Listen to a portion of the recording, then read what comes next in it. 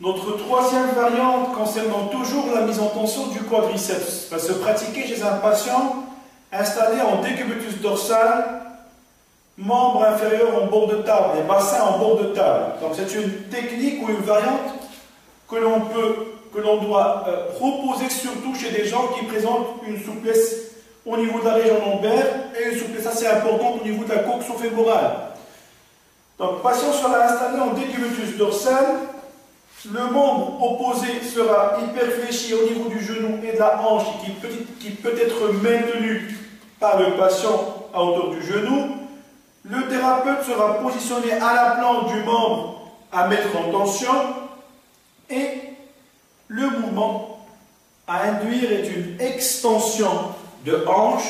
à savoir que le membre inférieur déborde du plan de travail,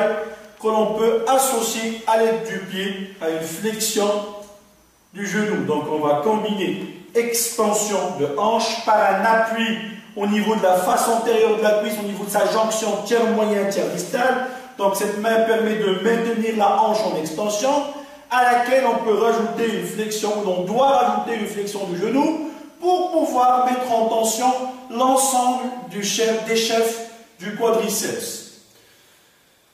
L'intérêt de placer le membre en hyperflexion, le membre opposé en hyperflexion, au niveau du genou et de la hanche, c'est pour pouvoir rétroverser le bassin afin d'éloigner davantage les insertions du chef droit fémoral qui est le chef polyarticulaire. À savoir que toute hypoextensibilité ou rétraction de ce droit fémoral ne fait qu'entraîner un déplacement antérieur du bassin, donc entraîner une bascule antérieure ou une antéversion qui sera à l'origine d'un creusement exagéré de la lordose lombaire, donc on parle d'une hyperlordose, et donc la mise en tension du quadriceps nécessite cette manœuvre de rétroversion par hyperflexion du membre opposé. Bien sûr, il ne faut pas forcer comme d'habitude la manœuvre, la technique, il faut aller tout doucement, progressivement, ne pas forcer la mise en tension, laisser du temps au patient afin qu'il s'habitue à la mise en tension de ses muscles. Et bien sûr, pendant la mise en tension, on demande au patient d'inspirer, de prendre de l'air, démarrer son expiration tout en pinçant les lèvres, et puis, bien sûr, on exerce notre manœuvre,